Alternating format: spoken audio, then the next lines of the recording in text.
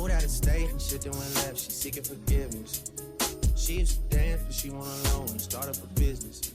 Her daddy was. I mess up all of my favorite things. Been through some bad shit, I should be a savage. Y'all, I am on my way, well, about to get dressed so I can be headed out tonight with my mother. And if you watch previous videos, if you've been around, you know I just be signing up to do stuff with my mama, y'all. And today's sign up is a rodeo. I don't know if it's a rodeo show. Y'all know I just agree to stuff. I looked at the flyer, but I was just like, okay, if you want to do it, let's go. I didn't really look too hard on it, but that's where I'm on my way to. No, I don't have cowboy boots. I don't have, you know, anything. I really don't even know. I think it's indoors. Are you supposed to wear boots? I don't know. I have no idea. But I'm gonna probably put on maybe a summer dress because it's like 86 degrees, 87 degrees right now. And some sandals. Does that make sense? We'll find out later. Anywho, I just wanted to talk to y'all real quick about I think I just had three things. I was sitting here just thinking of like, what are things that I'll never do again? What are things that I'll never do again? And then also like what will I say that I'll never do again, where I'm comfortable saying it that I'll never do again? Because I could easily say I'll never get pregnant again, but you know, I don't know, maybe one day I'll get married and my husband will really want to chat. Hopefully he'll be able to afford a surrogate child, because anyway. And the thought of diapers and formula all over again just sounds crazy to me. If you're new here, I have a whole teenager, so that's why I'm saying that. I have a whole entire teenager. So for me to start over, I know a lot of people have done it, but that's them. I'm trying to figure out what does that got to do with me. So I was just sitting here thinking like, what would I never, like seriously never do again? Learn the lesson, won't be doing that again. And as I'm sitting here thinking, one thing that I said that I still end up doing, but I don't feel like there was anything wrong with what I did. But anyway, one thing that I said that I would not do again was live with a boyfriend. Now, I lived with my previous boyfriend. I lived with him. Well, we lived together temporarily. Temporarily. Then he moved out and he had his own place. And when I say temporarily, it was like maybe a year or a little short of a year, something like that. But also the time that we stayed together, it's hard to even say it was a year, because y'all, we was in quarantine. Like, we was locked down for, especially in Michigan, because our lockdown was longer than some of y'all lockdown. And I think New York was longer than Michigan's.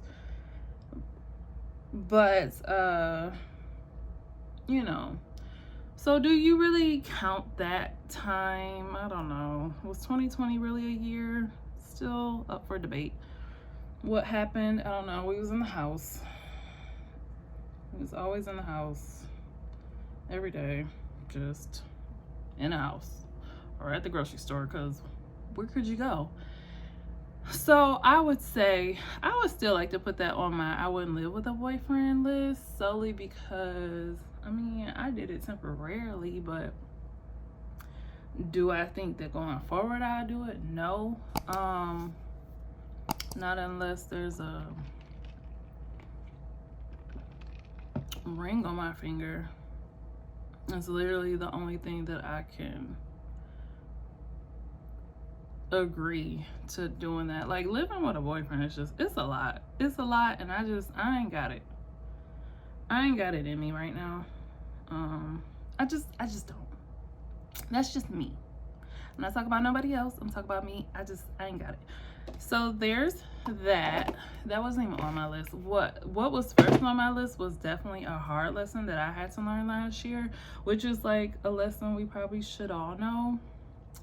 But you know, when you're trying to save some bucks and you trying to figure out like what bills to finagle and finesse, baby, don't ever play with them car insurance. Don't play with your car insurance. Just leave it alone. Leave it alone. I really wish I would have like finessed and finagled something else, but I cut back on my car insurance, then I got in an accident. And baby, when I say that has never happened before, but it happened last year, and it happens. I don't really know what I could do about that, other than going forward, make sure you just have like full coverage, or make sure you always have collision insurance. And if you don't understand car insurance, and for a long time I didn't understand car insurance, and I'm sure a lot of people don't. I hear a lot of people say, I just signed up for what they told me to sign up for. And when I say, I hear people over 50, 60 years old say that. I just sign up for whatever the agent tells me to sign up for.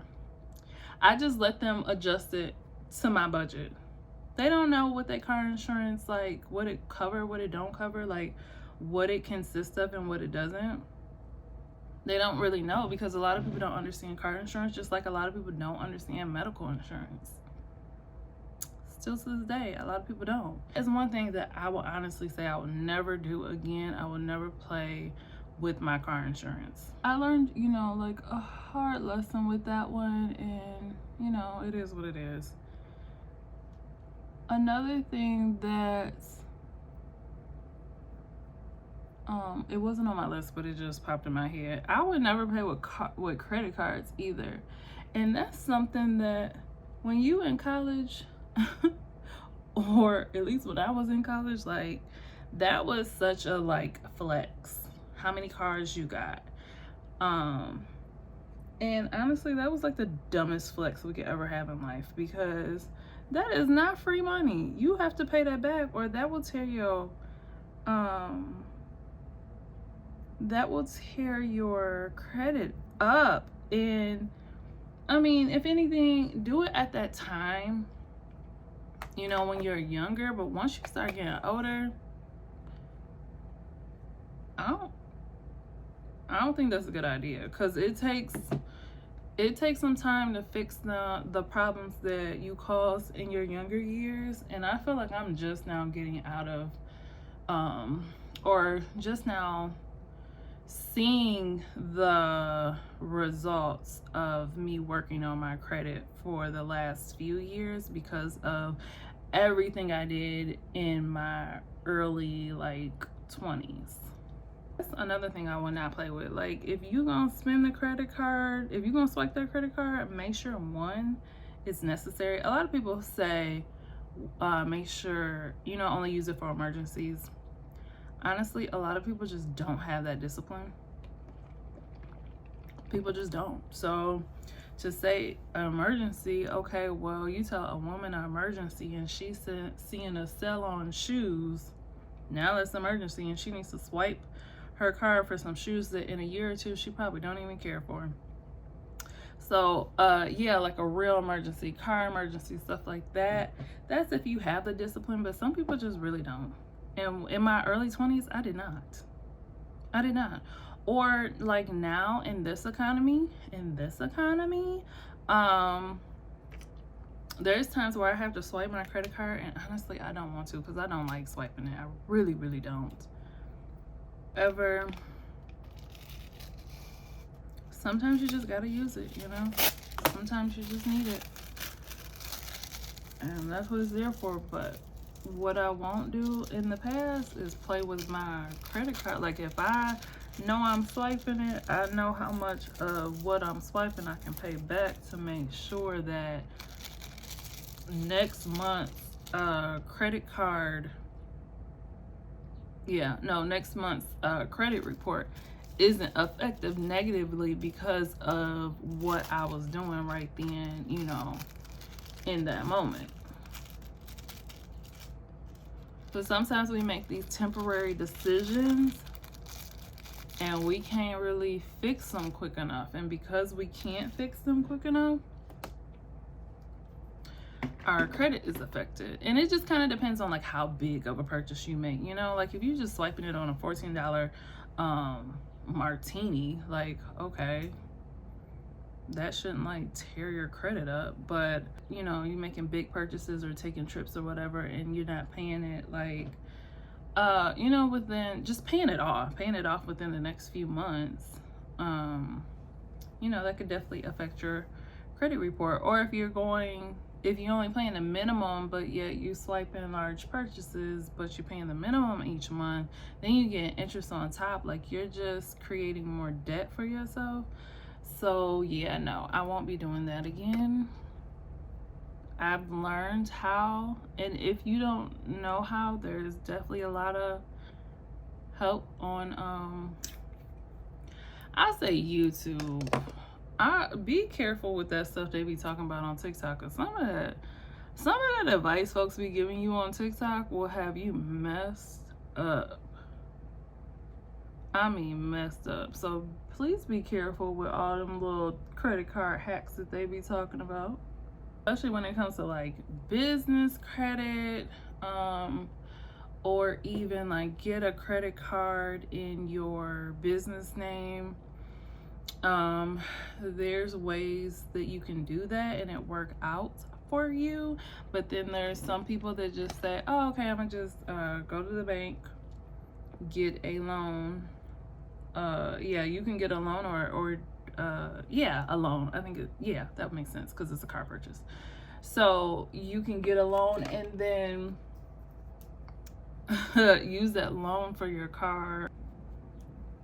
Yeah, I don't really have to do much because I'm really just touching up what I already did earlier. But yeah, I've heard a guy say that he purchased a car in his business name. The business was salvaged and he still had to you know, make the payments on that car. Well, the thing is, he was taking some of the advice of the things that you hear online. However, there's like a caveat to that advice, and people aren't giving, I guess, all the details.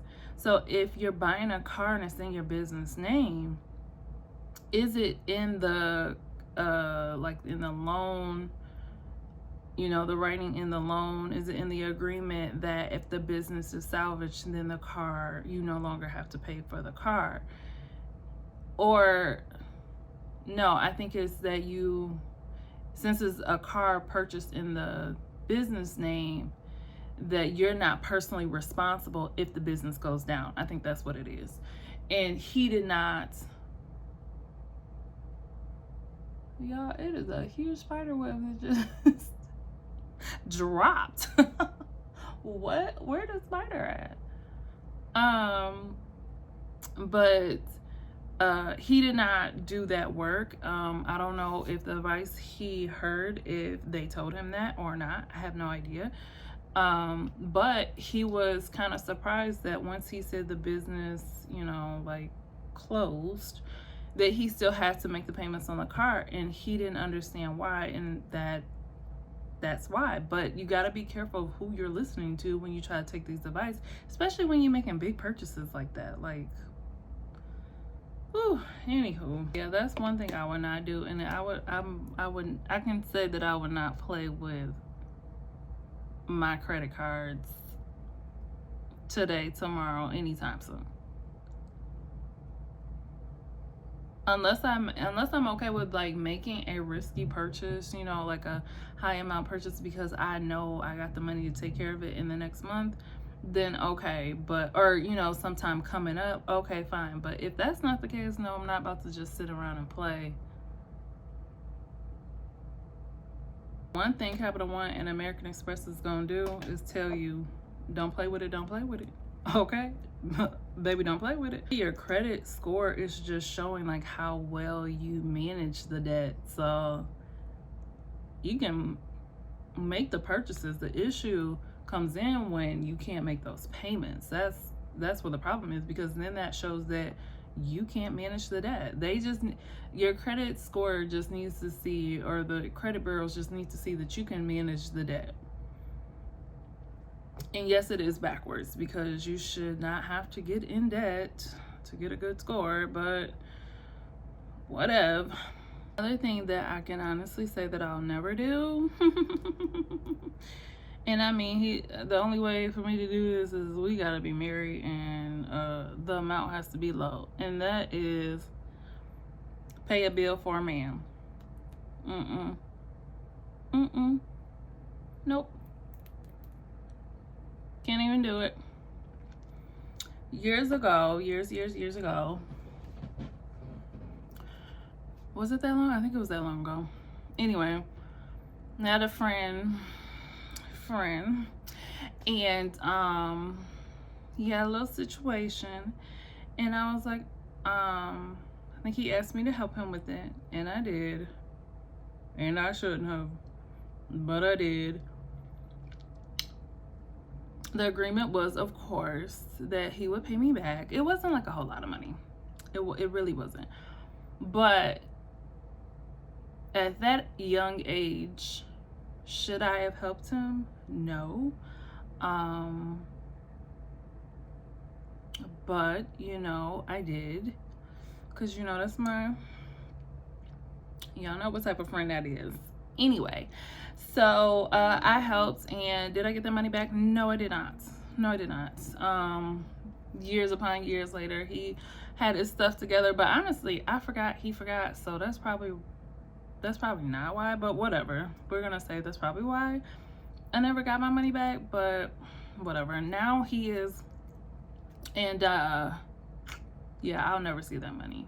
I'll never see that money now. And they always say don't let people borrow money that you ain't got no business giving, especially if you need to write back. So it is what it is. I mean, at this point, there's like, I don't know, he would have to transfer the money from his books to my Cash App. Like, I don't know how he could pay me back at this point. So it is what it is. However, what I can say is I ain't got no business doing that ever again. Like, no.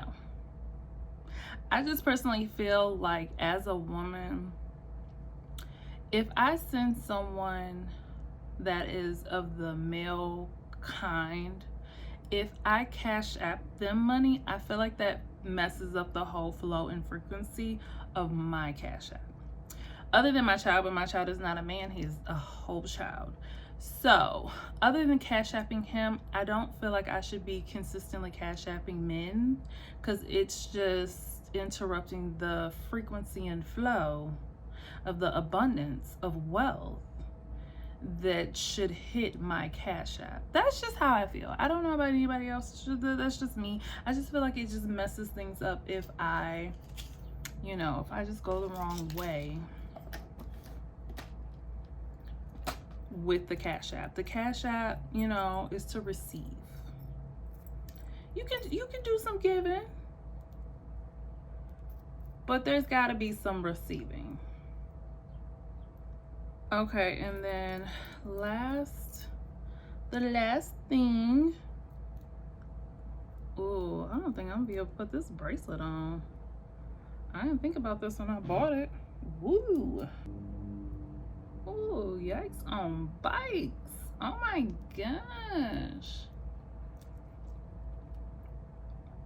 I feel like putting jewelry on with nails is like playing like a brain concentration game. Like, you have to be so focused. Like, slow your breathing down, chick. Like, what? Many minutes later. Ha. Got it. And I'm sure somebody was thinking, like, you can't get that because you had so much to say about Cash App and me. And did. Anywho, the last thing that's on my list is y'all, because I'm sure she's about to pull up any given moment, and I ain't even dressed. But what's new? I also don't even know how you dress. Like, I don't know what I'm supposed to put on. Anyway, so the last thing on my list of things that I would never do is think that, and I know some people may not agree with me on this, and that is absolutely fine, but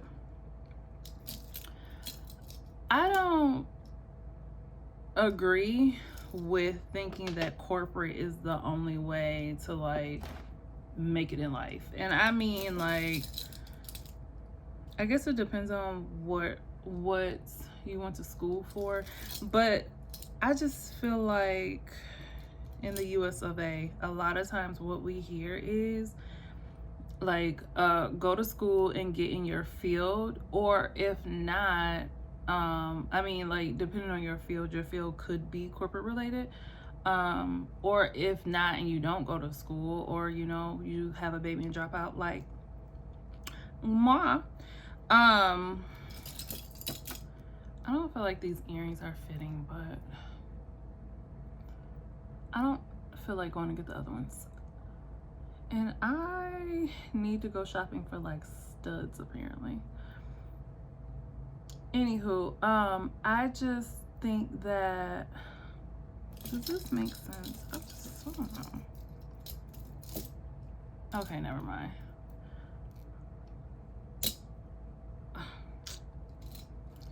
I personally just think that corporate doesn't have to be the way. And I say that because I really wish that I was pushed more to be creative. Like, I am a creative person, but at the times of, you know, like when you grew up and where you grew up, being creative isn't looked at as that's a way of making a living.